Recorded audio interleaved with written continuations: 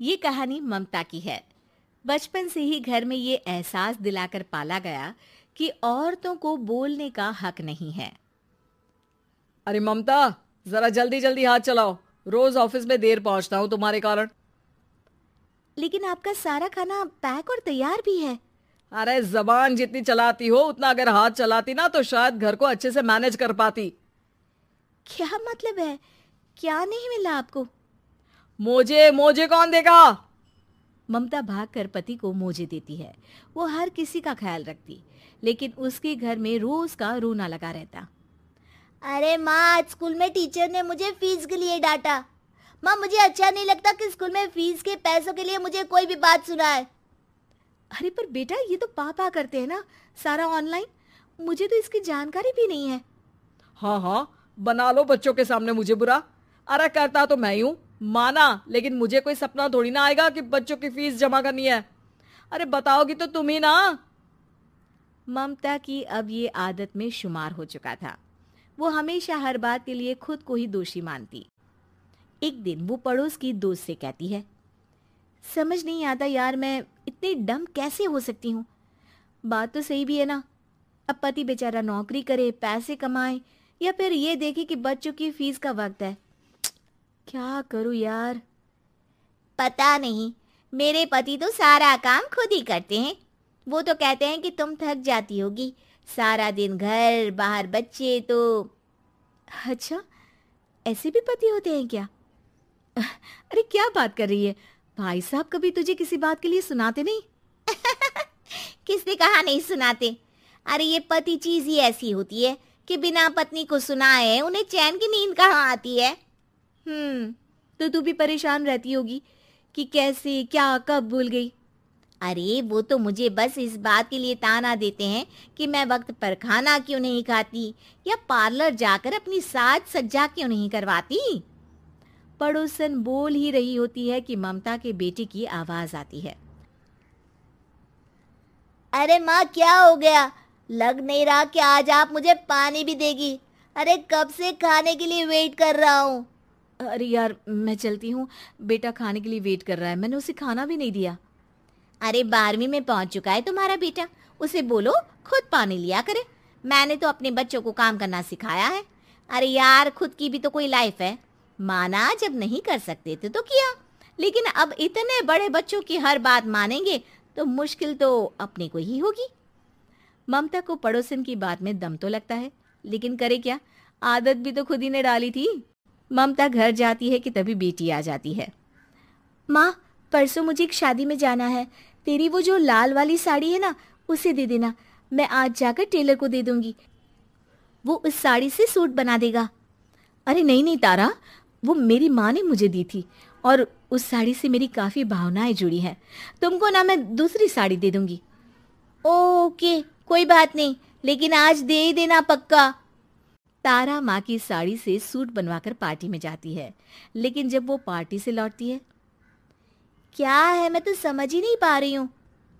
अरे जब वो साड़ी मांगी थी तो ये छल्ली सी साड़ी क्यों दे दी? मैं ही पागल थी जो इस साड़ी का सूट बनवा लिया मैंने। माँ, जानती भी हो कि कॉलेज में मेरी कितनी हंसी उड़ी। तभी वहां ममता का पति सुनील आ जाता है। अरे गवार औरत, जब बेटी साड़ी मांग रही थी तो दे देती ना। अरे पापा, इनके तो इमोशंस जुड़े थे उस साड़ी से। ममता इतने सब के बाद भी कुछ नहीं बोलती। मेरी बेटी की बेइज्जती हो गई, मैं बिल्कुल बर्दाश्त नहीं कर सकता ये। मैं नहीं चाहता कि मेरी बेटी से कोई भी ज्यादा सुंदर लगे पूरे कॉलेज में। जी, वो पढ़ने में तारा बिल्कुल अच्छी नहीं है, उसकी पढ़ाई पर आप ध्यान दीजिए ना। अच्छा, अब तुम मुझे बताओगी कि मुझे किस पर ध्यान देना और किस पर नहीं। रमेश जैसा ही ये वाक्य पूरा करता है, ममता की बेटी और पति उस पर जोर जोर से हंसते हैं। अरे ठीक है ना, पता ही नहीं चला कि कैसे वक्त इतना बीत गया। अरे कैसे पता चलेगा माँ, हम लोगों के पीछे जो तू बैताल की तरह चिपकी रहती थी, तुझे कैसे वक्त का पता चलता। ममता को पहले सास ससुर, फिर पति और बच्चों की तरफ से इस तरीके की बातें सुनकर उसका मन बहुत दुखी रहता था। एक दिन, सुनो ना, बहुत दिनों से कमर के नीचे बहुत दर्द रहता है। कल मैंने देखा तो एक फोड़ा था। अरे ममता, एक बार अपने पति से बात करो, वो तुम्हारा फोड़ा डॉक्टर को दिखा देंगे। अरे नहीं नहीं, वो तो गुस्सा हो जाएंगे।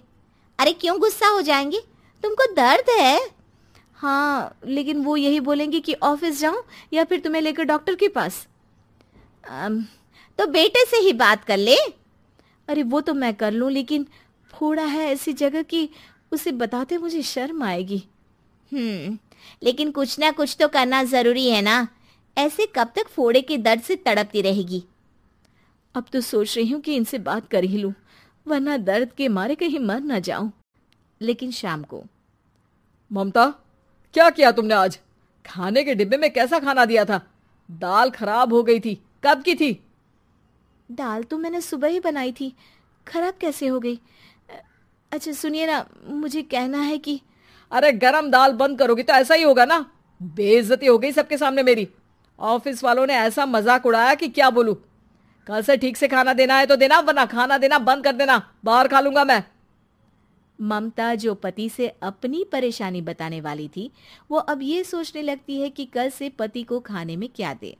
अगले दिन ममता थकी थकी सी हालत में, आप लोगों के लिए नाश्ता बना दिया है, खाना बनाने की हिम्मत नहीं है आज तो।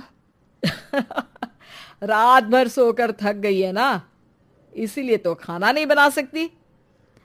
हिम्मत नहीं हो रही है, मैं बस सोने जा रही हूँ। बस मैडम को सोने का बोल दो, फिर देखो कैसे सोती रहती है। माँ, फिर वही पराठा सब्जी। अरे हमारे साथ के दोस्त एक से बढ़कर एक नाश्ता खाना लेकर आते हैं, आप तो बस। सभी घर से निकल जाते हैं, लेकिन जब शाम को बेटा घर आता है तो घर में अंधेरा रहता है। बेटा लाइट जलाता है। क्या माँ, तुम्हारा भी जवाब नहीं है बिजली का बिल बचाने के लिए? वो बोल ही रहा होता है कि सामने माँ जमीन पर लेटी मिलती है। वो उसके पास जाता है। अरे माँ, क्या हो गया माँ? तभी वहां पड़ोसन आती है। अरे बेटा, तुम्हारी माँ के पैर के पास एक फोड़ा है, जिसके कारण ये लगातार कमजोर होती जा रही थी। मैंने उसे पहले ही कहा था कि घर में बता दो, लेकिन तुम्हारी माँ किसी को तंग करना नहीं चाहती थी। तभी वहां डॉक्टर आ जाता है। अरे इनके ऑर्गन में दिक्कत है, कोई बात है जो इनके मन में खटक रही है। अरे नहीं नहीं, इसके मन में कोई बात नहीं है, कोई काम है नहीं ना इसके पास, सारा दिन बस घर में ही रहती है। देखिए, मैं तो ये नहीं जानता, लेकिन हाँ, इनके मन में हमेशा कोई बात रह जाती होगी, इसीलिए उनकी ये हालत है। अगर आप समय से नहीं ले आते तो हो सकता था कि। अरे नहीं नहीं डॉक्टर साहब, हम पूरी कोशिश करेंगे कि वो ठीक हो जाए। हम लोगों ने अपनी ही परेशानी माँ के सामने रखी, लेकिन किसी ने माँ की दिक्कत को जानने की कोशिश तक नहीं की। हाँ, मैंने भी ममता को हमेशा घरेलू जरूरत से ज्यादा काम का नहीं सोचा था। ममता को होश आता है और वो खुद को अपने बेडरूम में देखती है। वो उठने की कोशिश करती है कि माँ, अब आप नहीं उठेंगी, हम लोग है ना, हम लोग आपको पूरी तरह से खुश रखने की कोशिश करेंगे।